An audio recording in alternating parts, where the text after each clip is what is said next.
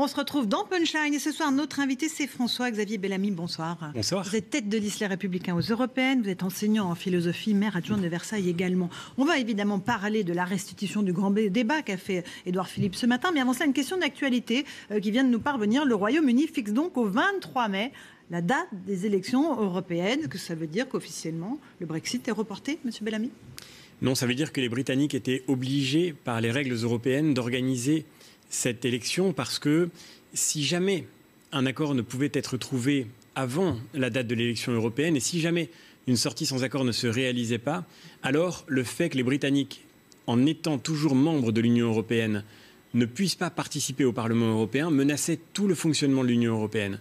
Ça ne veut pas dire que le Brexit est repoussé, ça veut dire qu'il faut que les Britanniques prennent leurs dispositions au cas où le Brexit ne serait pas encore acté au moment de cette élection. C'est ce qu'ils disent. Ils disent on organise les élections européennes, mais on espère qu'on n'y participera pas. C'est à ne plus rien y comprendre. C'est à ne plus rien y comprendre en effet. Et maintenant, soyons clairs, il faut absolument parvenir à un accord. C'est la vision que nous défendons. C'est la vision de Michel Barnier aussi qui a mené cette négociation, qui est membre de notre famille politique et qui depuis le début, d'ailleurs avec l'accord unanime des 27 États membres de l'Union européenne, quelle que soit leur couleur politique, mène cette discussion avec la volonté de parvenir à un accord. Nous disons qu'il faut donc quitte à reporter le Brexit pour trouver cet accord qui est introuvable pour l'instant. Notre sentiment, c'est que tout vaudra mieux qu'une sortie sans accord parce qu'une sortie sans accord, nous avons le devoir de nous préoccuper des intérêts des Français. Une sortie sans accord, c'est 50% de la pêche française qui risque de rester à quai. Et derrière, des dizaines de milliers de familles qui seront impactées parce que c'est toute une filière qui est concernée. C'est des agriculteurs qui risquent de voir arriver sur le marché unique des produits qui jusque-là allaient sur le marché britannique et qui feraient probablement subir un choc des prix à des filières déjà menacées. C'est pour les filières industrielles des problèmes considérables. Bref, tout plutôt qu'une sortie sans accord, mais il faut un accord qui intervienne rapidement et la balle est dans le camp des Britanniques. C'est le 12 avril, la dernière limite c'est le 12 avril, c'est la semaine prochaine. Exactement. L'Europe ne peut pas faire un geste. Là. L'Europe ne peut pas faire un geste pour essayer de trouver une solution. Il y a deux éléments. Vous savez, le Brexit, c'est assez complexe parce qu'au fond, on parle de plusieurs choses à la fois. Il y a d'un côté l'accord qui parle du divorce et de la manière de rompre les liens. Cet accord-là, il est d'une telle complexité qu'il n'est pas possible d'y revenir. En revanche, ce qui est potentiellement en discussion, et c'est la vision de Michel Barnier, c'est tout ce qui concerne notre partenariat futur. Parce que les Britanniques vont sortir de l'Union européenne, il faut que ce choix soit acté, mais ils vont évidemment garder des liens avec l'Union européenne, et c'est peut-être là-dessus qu'il faut pouvoir discuter. Cela étant dit, encore une fois, aujourd'hui, le geste, il faut qu'il vienne des Britanniques. Et les Britanniques ont parfaitement conscience eux-mêmes que le problème, c'est qu'ils n'arrivent pas à s'entendre entre eux pour parvenir à une décision. Cette situation n'a que trop duré. Il faut évidemment arriver à une issue. On revient en France. On va écouter le Premier ministre Édouard Philippe qui a ce matin fait la restitution du grand débat, de ses heures de débat et de ses contributions. Écoutez-le dire « Nous devons baisser les impôts ». La première exigence, c'est en fait une immense exaspération fiscale. Cette exaspération, elle ne date pas d'hier. Mon gouvernement en assume sa part de responsabilité. Il en a d'ailleurs tiré un certain nombre de conséquences en annulant la hausse de la taxe carbone. Mais bien avant la hausse de cette taxe, cette exaspération avait atteint des sommets. Dans toutes les catégories de la population, notre pays a atteint aujourd'hui une sorte de tolérance fiscale zéro. Je ne sais pas si on peut l'appeler comme ça, mais c'est souvent comme ça qu'elle est exprimée. Les débats, je le crois, nous indiquent clairement la direction à prendre. Nous devons baisser, et baisser plus vite, les impôts. François-Xavier Bellamy, vous saluez la clairvoyance, la lucidité du Premier ministre après tout ce temps ? C'est une lucidité qui n'a que trop tardé et qui nous a coûté assez cher. Quel sujet d'étonnement quand même, je le partage vraiment avec vous, que le gouvernement ait eu besoin de ce grand débat qui a coûté 12 millions d'euros, qui a duré plusieurs mois, de ce grand débat pour savoir que les Français payaient trop d'impôts. Quelle chose incroyable que les Gilets jaunes se sont mobilisés dès le départ pour dire leur refus d'une mesure qui allait encore aggraver la fiscalité qui pesait sur eux et que ce n'est qu'après des mois de chaos, de désordre et des mois de ce débat mis en scène à grand renfort de communication qu'on arrive au résultat final. Moi, je peux vous dire que je suis en campagne depuis 2 mois. J'aurais envie de dire au Premier ministre ou à des membres de son gouvernement de venir en campagne avec moi. Il suffit de passer 24 heures sur le terrain pour savoir quels sont les problèmes de la France. Et en 2017... Donc c'était du temps perdu, ce grand débat pour vous ? Le fait d'avoir écouté les Français, enfin une partie des Français. Je crois que les Français avaient besoin d'être écoutés. Et de ce point de vue-là, il était nécessaire de donner ce temps à l'écoute. C'est une certitude absolue. Ils ont besoin d'être entendus. Mais quel malheur qu'on ne les ait pas écoutés plus tôt, quel malheur qu'on ne les ait pas entendus plus tôt, et quel gâchis qu'on en arrive là seulement après ces mois perdus. En fait, le Premier ministre découvre la Lune. Nous sommes le pays champion du monde des prélèvements obligatoires et de la pression fiscale. Et c'est maintenant seulement qu'Édouard Philippe découvre qu'il y a un problème fiscal en France. Mais pardonnez-moi, en 2017, ce qui avait fait le cœur de l'engagement de la droite dans l'élection présidentielle, c'était de dire que nous avions un problème. Ce problème ne date pas de M. Macron et il ne saurait être question de lui en imputer l'entière responsabilité, bien sûr. Ce problème est le résultat de trop d'années de déni et de fuite en avant dans cette espèce de... Dans lequel vous incluez le propre président de la droite, qui était au pouvoir. Si vous voulez, cela étant dit, la droite, elle a tenté de faire baisser les dépenses de l'État. Elle a eu à faire face à une crise majeure sous le quinquennat de Nicolas Sarkozy.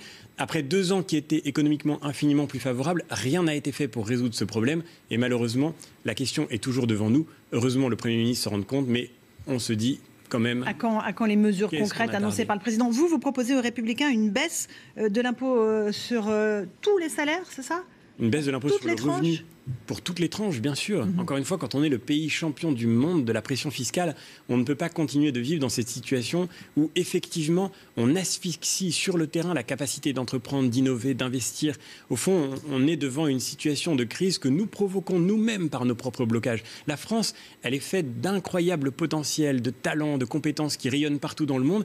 Mais si nous ne parvenons pas à nous déployer assez, c'est d'abord parce que nous pénalisons nous-mêmes, notamment du fait de ce poids de la fiscalité. La réponse à la demande de justice fiscale des Français, c'est on baisse les impôts même pour les plus riches et les privilégiés, c'est ça? On baisse les impôts pour tout le monde et d'abord pour les classes moyennes. Les classes moyennes qui sont au cœur de cette situation parce qu'elles payent pour entretenir le train de vie d'un État qui n'a pas su se réformer. Mais évidemment, il faut baisser...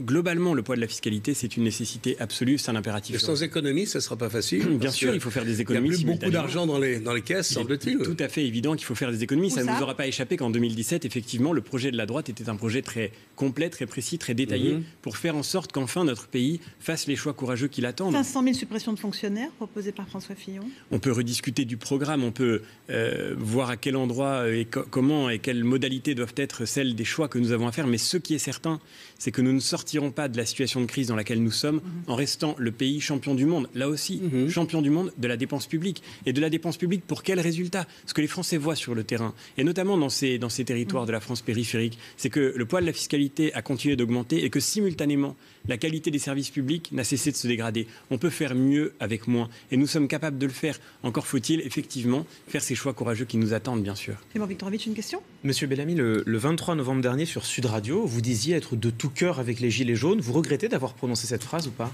Bien sûr que non. Le 23 novembre, on était au tout début de ce mouvement, qui était encore un mouvement pacifique, un mouvement paisible. Et je crois que si on en est arrivé à ce degré de violence, c'est aussi parce que ces gens qui commençaient à occuper les ronds-points en disant que cette pression fiscale les étouffait, ces gens-là n'ont pas été entendus. On leur a répondu qu'ils étaient la France qui fume des clopes et qui roule au diesel. Eh bien, il y a un moment dans notre pays où, malheureusement, je suis le premier à le regretter. Mais, et là aussi, c'est un problème fondamental qui nous concerne tous. Il y a un moment dans notre pays où les citoyens ont entendu que si on ne cassait rien, on n'avait aucune chance d'être écouté. Je le regrette évidemment. Je le regrette profondément. Et bien sûr, je condamne sans aucune ambiguïté toutes les violences qui ont eu lieu et qui abîment évidemment l'image de notre pays et de notre démocratie. Mais ce qui est certain, c'est que je regrette d'abord que le gouvernement n'ait pas été plus à l'écoute de ceux qui disaient leur désespoir devant cette pression fiscale qu'on voulait leur imposer, des agriculteurs qui ont besoin de mettre du gasoil dans leurs tracteurs, des ouvriers qui ont besoin de mettre de l'essence dans leur voiture pour aller travailler, tous ces gens-là qu'on aurait pu écouter quand ils venaient paisiblement dire leur désaccord devant cette taxe, et qui, malheureusement, ont été méprisés jusqu'à ces déferlements de violence. Sur le calendrier de ce grand débat, on sait que le Premier ministre va faire la restitution les 3 prochains jours, puis le Président s'exprimera la semaine encore d'après. Est-ce que vous pensez qu'il fait durer le plaisir? Et est-ce que vous pensez qu'il va enjamber les élections européennes en égrenant ses propositions jusqu'à l'été? Moi, je constate une chose, c'est que le président de la République a lui-même dépassé le calendrier qu'il avait fixé. C'est lui qui avait donné des dates et c'est lui qui est en train de les dépasser. Et ce que je regrette profondément, c'est que, au fond, nous payons avec ce grand débat un débat présidentiel qui a été manqué pour toute une série de raisons. Cette élection présidentielle ne s'est pas faite. Elle ne s'est pas faite d'abord sur les grands choix qui attendaient notre pays. Elle s'est faite sur des éléments de circonstance Et aujourd'hui, le grand danger, c'est que nous manquions cette élection européenne et le débat européen qui pourtant est si nécessaire. Et je crois que ce serait vraiment dommage. Il faut que le président prenne la mesure de la nécessité d'engager ce débat sur l'élection européenne et qu'enfin il nous donne ces décisions que nous attendons bien sûr pour pouvoir avancer sereinement. Monsieur Bellamy, vous disiez à l'instant être de tout cœur avec les Gilets jaunes de novembre, pourrait-on dire. La parole de ces premiers Gilets jaunes, elle s'est incarnée dans un élément qui est aujourd'hui analysé. Ce sont les cahiers citoyens, les fameux cahiers de doléances qui ont été spontanément remplis dans de nombreuses mairies. Le consortium chargé de les analyser a rendu ses conclusions aujourd'hui. Il montre qu'en matière fiscale, il y a 2 priorités qui se dégagent de cette parole que vous disiez vouloir écouter. La première priorité, c'est effectivement diminuer la fiscalité sur les particuliers, notamment sur leurs dépenses contraintes. Et la deuxième priorité, c'est la justice fiscale et notamment des mesures de taxation sur les hauts revenus et les grandes entreprises. Est-ce que ça veut dire que, comme vous le disiez à l'instant, il faut écouter cette deuxième priorité ? Bien sûr, il faut écouter les Français. Cela étant dit, écouter les Français, ça veut dire pouvoir leur répondre avec la manière dont nous voyons les choses. Écouter les Français, ça ne veut pas dire être démagogue pour autant. Et c'est très important de bien associer ces 2 éléments. D'abord, la première chose que je voudrais dire, c'est que à ce grand débat ont participé, d'après les statistiques du gouvernement lui-même, un peu moins de 1% du corps électoral. On ne peut donc pas considérer que ce grand débat vaille pour la décision des Français. C'est l'expression d'une partie du peuple français qui s'est effectivement mobilisée, mais d'une petite partie seulement, qui n'a pas vocation à remplacer la démocratie représentative qui s'exprime à travers nos institutions. La deuxième chose, c'est qu'à partir de ces expressions, les partis politiques ont le devoir de présenter leur vision des choses. Ce qu'on attend des politiques, c'est pas de se mettre immédiatement, dans une forme d'immédiateté précisément, à exécuter ce qui a été demandé de façon ponctuelle ou parcellaire par les Français. Ce qui compte, c'est que chaque parti, que chaque camp, que chaque élu puisse développer sa vision d'ensemble. Et moi, ce que je regrette au fond dans ce grand débat, c'était déjà le cas dans la lettre qu'Emmanuel Macron avait écrite au tout début. Dans ce grand débat, il avait commencé en posant une série de questions séparées. Mais ce qu'on attend des politiques, c'est qu'ils nous présentent un projet d'ensemble. De ce point de vue-là, évidemment, dans la fiscalité, il y a une exigence de justice, il y a aussi un impératif d'efficacité. Nous sommes déjà le pays au monde, encore une fois, où la pression fiscale est la plus élevée. L'impôt sur la fortune, nous le savons, a été pour notre pays l'occasion de se tirer une balle dans le pied pendant trop longtemps en faisant fuir ceux qui, dans notre pays, avaient les moyens d'investir. Je ne crois pas, et c'est ma responsabilité d'élu de vous le dire, je ne crois pas que ce soit une bonne idée de rétablir l'impôt sur la fortune. Après, que les Français s'expriment au moment des élections pour dire ce qu'ils veulent exactement, et nous défendrons la vision qu'à droite, nous partageons de cette fiscalité pour demain. On va parler un peu d'Europe avec vous, Jean-Claude Dacier. Un petit peu sur l'Europe. Les pays européens, M. Bellamy, se font concurrence à eux-mêmes. Est-ce qu'à votre avis, c'est plutôt sain, parce que la concurrence, globalement, c'est pas mauvais pour un libéral, et vous êtes libéral, ou est-ce qu'on est en train de se détruire et de détruire l'Europe à petit feu, parce qu'on n'a aucune politique commune? Est-ce qu'il faut marquer un changement après ces élections européennes, comme me semble-t-il le souhaite le président de la République, qui allait vers davantage d'harmonisation? Et si oui, jusqu'où? Il faut bien sûr un changement. Il faut un changement parce qu'aujourd'hui, cette politique de la concurrence qui est devenue une doctrine quasiment exclusive en Europe, elle contribue à nous fragiliser dans la mondialisation au lieu de nous renforcer. On le voit dans notre rapport avec des acteurs étrangers. On l'a vu très bien à l'occasion de ce dossier Alstom-Siemens, quand la Commission, en appliquant le droit européen, a décidé d'empêcher cette fusion. Manifestement, elle a contribué à entretenir cette aberration qui fait que nous sommes face à de grands champions internationaux largement soutenus par leurs États respectifs, largement monopolistiques sur leur territoire de départ, et que face à eux, nous alignons nos entreprises auxquelles nous interdisons la possibilité de grandir et de s'unir face à cette concurrence. Et donc, nous organisons nous-mêmes notre impuissance. Et puis c'est vrai aussi sur le marché commun, sur le marché unique, au sein duquel, effectivement, une simple doctrine de la concurrence ne fait pas une stratégie industrielle. Alors concrètement, donc, oui, qu'est-ce qu'on fait pour progresser dans la bonne direction? Et question annexe, si Laurence le permet. Oui, rapide. La Commission, on en parlait à l'instant à cause de ce refus d'Alstom-Siemens. Est-ce qu'on peut encore continuer, dans votre vision, longtemps, à avoir une commission de technocrates sympathiques et sûrement compétents, mais non élus, et qui décident en lieu et place des politiques? Est-ce que c'est ça l'Europe que vous voulez, vous? Ce que nous voulons, c'est faire en sorte que la Commission européenne ne soit plus une instance spécifiquement dédiée à la production des normes. Parce qu'au fond, l'Europe ne s'est pas construite d'abord par des normes. Les normes européennes, elles peuvent évidemment contribuer à renforcer l'Europe dans un monde où la bataille des standards est un enjeu important. Mais il faut d'abord retrouver l'esprit pionnier, l'esprit d'une Europe des projets, d'une Europe qui puisse se doter d'une vision stratégique. Donc à moins qu'à 27 ? On réduit le nombre ou pas? Alors on peut tout à fait imaginer avoir des blocs de coopération quand sur certains sujets tous les pays ne veulent pas avancer. Eh bien il faut qu'on puisse libérer la capacité de ceux qui veulent construire ensemble. Prenons par exemple la question des politiques de défense, politique industrielle en matière de défense. Tous les États ne voudront pas y participer parce que le poids de l'OTAN est plus important, par exemple, chez les pays de l'Est. Eh bien, très bien. Faisons en sorte que ceux qui veulent travailler ensemble puissent déjà avancer ensemble, quitte à donner envie aux autres, d'ailleurs, de les rejoindre ensuite. Mais ce qui est important sur le point qu'on évoquait à l'instant, c'est que nous puissions sortir de cette naïveté dans laquelle nous sommes aujourd'hui, et nous proposons d'imposer une règle de réciprocité absolue dans les échanges commerciaux avec les acteurs étrangers. Nous voulons installer par exemple une barrière écologique à l'entrée du marché commun, où les pays qui importeront sur le marché unique devront, comme c'est le cas pour les producteurs européens, contribuer à une taxe carbone qui correspondra aux émissions de carbone qu'ils émettent pour produire le bien qu'ils importent. C'est bon pour le pouvoir d'achat des Français, ça ? Ce qui est bon pour le pouvoir d'achat des Français, c'est pas très bon. Ce qui pèse sur le pouvoir d'achat des Français aujourd'hui, c'est deux choses. D'une part, la faible compétitivité de nos entreprises qui perdent des parts de marché parce que précisément nous leur tirons des balles dans le pied et qui, ce faisant, évidemment, perdent aussi en capacité d'emploi. Okay. Et ce qui pèse sur le pouvoir d'achat des Français, c'est encore une fois le poids de la fiscalité. Aujourd'hui, il n'y a aucune espèce de difficulté à considérer que nous devons imposer... D'accord, mais votre barrière écologique, elle finira par se retrouver sur les prix à la consommation, et vous le savez parfaitement. Mais avec ce raisonnement-là, effectivement, on continue de détruire nos entreprises et nos emplois. Et je suis d'accord avec vous, c'est un argument qui a été majeur dans la doctrine européenne de la concurrence. On peut reconnaître que la concurrence a fait du bien à un pays comme la France, qui avait une tradition de monopole d'État d'une certaine manière, et que l'Union européenne nous a permis... Aujourd'hui, sans l'Union européenne, nous aurions peut-être un seul opérateur de téléphonie mobile. L'Union européenne nous a permis de sortir de certains travers. Mais la doctrine de la concurrence, elle a aussi ses excès. Et d'une manière presque philosophique, je me permettrais de dire que le danger, c'est que nous ayons si longtemps favorisé le consommateur au détriment du salarié. La consommation au détriment du travail. Ce qui nous redonnera du pouvoir d'achat, c'est de retrouver une capacité d'entreprendre, une capacité d'initiative et de rayonner, de conquérir des parts de marché à travers le monde. L'autre question clé pour ces élections européennes, on va voir d'ailleurs les intentions de vote, c'est notre sondage quotidien pour l'IFOP. On voit que votre liste est à 13%, La République En Marche 23%, le Rassemblement National 20,5%. L'autre question majeure, c'est la question migratoire sur laquelle deux blocs s'affrontent. Emmanuel Macron qui a pris la tête du bloc progressiste selon lui, et puis les nationalistes. Où est-ce que les Républicains, vous situez ? Est-ce qu'il faut des quotas d'immigration votés au Parlement ?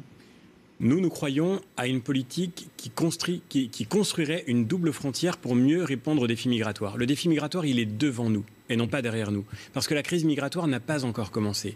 La démographie du continent africain peut nous faire penser que si nous ne faisons rien, nous allons continuer de subir des flux migratoires incontrôlés qui provoquent exactement les tragédies que nous déplorons en Méditerranée, mais aussi les tensions qui fracturent nos sociétés. Et donc, pour remédier à ce défi migratoire et à l'ampleur de ce défi, il faut une politique européenne forte. Et ceci nous distingue, bien sûr, du Rassemblement national qui, par idéologie, veut déconstruire l'Europe et qui, au cours des dernières années, a voté contre tout ce qui pouvait renforcer une politique européenne en matière d'immigration. Ils ont voté contre l'établissement des contrôles systématiques aux frontières extérieures. Mais c'est vos propositions qui m'intéressent, plus que celles du Rassemblement national. C'est très important parce que vous disiez, il y a deux blocs qui s'affrontent, il y a deux blocs qui s'affrontent, mais ce n'est pas tout à fait le cas en réalité. Il y a deux idéologies, je dirais, qui s'affrontent. D'un côté, une idéologie qui nous fait croire qu'on sera plus fort si on se sépare. De l'autre côté, une idéologie qui est celle du président de la République qui voudrait seulement gérer notre impuissance en répartissant des quotas de migrants au sein de l'Union européenne. Nous ne croyons pas à cette politique. Il ne s'agit pas de gérer l'impuissance. Il s'agit de faire en sorte que nous puissions effectivement maîtriser nos frontières pour accueillir vraiment, mais non pas pour subir ces flux migratoires incontrôlés. Et nous défendons donc le principe de cette double frontière, défense des frontières extérieures de l'Europe, avec le renforcement d'une stratégie européenne en la matière et simultanément ça veut dire quoi, ça ? Maîtrise des politiques nationales en matière d'immigration. Concrètement, ça veut dire quoi, en fait, la double barrière ? Concrètement, ça veut dire, premièrement, c'est une chose très importante, que nous devons faire en sorte qu'en Europe, nous nous mettions tous d'accord sur un principe. On ne peut entrer sur le sol européen que si on a préalablement demandé à entrer sur le sol européen. Quand vous demandez l'asile... Donc des centres de rétention à l'extérieur des frontières d'Europe. Pas de rétention, des points où vous pouvez demander l'asile dans des pays tiers qui sont sûrs, sur lesquels votre route vous mène quand vous quittez votre pays pour aller vers l'Europe. Tous les pays du monde qui sont des pays sûrs, quand votre pays est en guerre ou en grande difficulté, vous n'arrivez pas directement à Paris. Votre chemin vous conduit par la Libye, par exemple, c'est un pays en paix pour vous ? Mais justement, pourquoi est-ce que la Libye est aujourd'hui le pays par lequel passent tant de migrants abandonnés aux filières de passeurs ? Précisément parce que nous n'avons pas su déployer une vraie politique qui permettrait d'instruire des demandes d'asile dans les pays par lesquels passent au préalable des personnes qui sont en trajectoire, en transit, et qui, en quittant leur pays, pourraient demander l'asile avant de se trouver en Europe. Aujourd'hui, le principe de base, c'est qu'il faut arriver en Europe et que quand vous y êtes arrivé, vous avez toutes les chances d'y rester. C'est ce principe qu'il faut inverser, parce que si nous ne l'inversons pas, nous allons continuer d'alimenter. Il faut être à 27 pour décider ça. Il faut une unanimité ou pas? Regardez ce qui s'est passé avec l'Italie. Salvini, il a fermé les frontières, ça a été violent, etc. Maintenant, tout le monde, enfin beaucoup passent par l'Espagne. Exactement. C'est la raison pour laquelle nous ne croyons pas à la solution.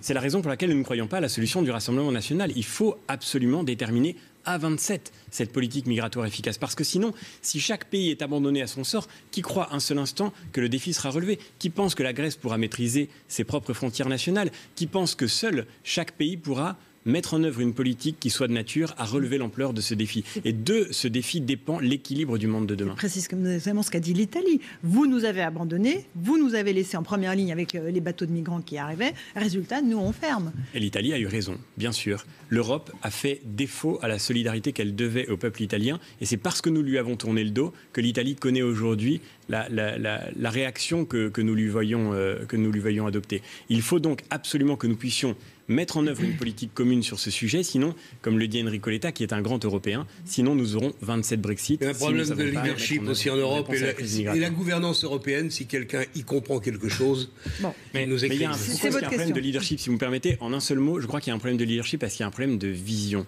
Et c'est la vision qui nous fait défaut. On pense toujours que les institutions sont le point de blocage, mais si nous avions une vision de ce que nous devons faire de l'Europe, je crois qu'elle ne bloquerait plus ceux qui voudraient vraiment avancer.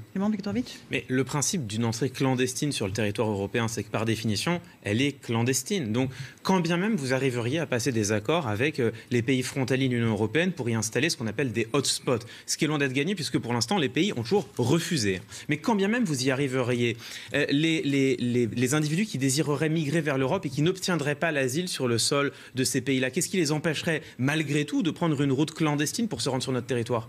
En quoi ce serait différent par rapport à aujourd'hui, au fond? Rien ne les en empêcherait, mais il y a un principe simple que nous devrions pouvoir établir, c'est que celui qui est entré illégalement sur le sol européen sans en avoir fait la demande ne peut plus voir instruire une demande de titre de séjour. Ça veut dire que vous délocalisez l'intégralité de la politique d'asile européenne dans des pays frontaliers? Bien sûr que non. Ça veut dire que c'est pas du tout d'ailleurs des camps de migrants qu'il s'agit de créer. Encore une fois, c'est ce que j'ai dit. Utiliser le réseau. Ce serait la conséquence probablement, mais c'est pas ce que j'ai dit. Non, pas du tout. Utiliser le réseau consulaire et le réseau diplomatique pour faire en sorte que vous puissiez effectivement faire une demande d'asile et vous ne puissiez faire une demande d'asile que sur la route qui vous mène vers l'Europe. Et ceci devrait être vrai, sauf à ce que votre pays soit immédiatement limitrophe de l'Europe.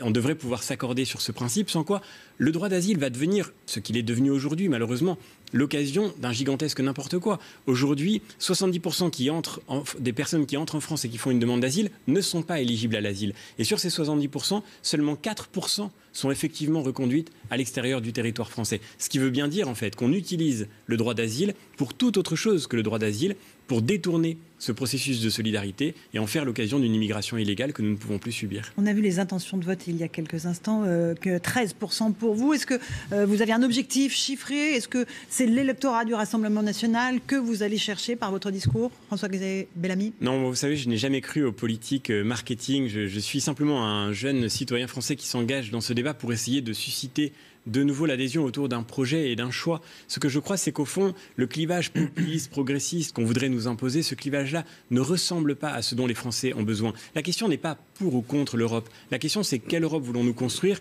Et j'espère simplement, dans cette campagne, avec toute la liste qui m'accompagne, être au service de ce choix des Français pour qu'ils puissent vraiment déterminer, à l'occasion de ce scrutin, l'Europe qu'ils attendent et dont ils ont besoin. Une partie de vos électeurs est partie aussi chez Macron. Ils ne sont pas seulement au Rassemblement national. Qu'est-ce que vous pouvez leur dire pour leur dire... En un mot. Revenez donc un peu à la maison. Eh bien justement, je crois qu'aujourd'hui, la vision d'Emmanuel Macron est très marginale en Europe, qu'il est très isolé. On l'a vu avec les réactions à sa lettre aux Européens. Si on veut que la voix de la France soit entendue demain, il faut qu'elle le soit au sein d'un groupe politique, d'un groupe parlementaire. Aujourd'hui, Nathalie Loiseau ne veut pas nous dire où siégeront ces eurodéputés. C'est pourtant critique pour savoir comment la France sera défendue. Du groupe dans lequel elle siégerait.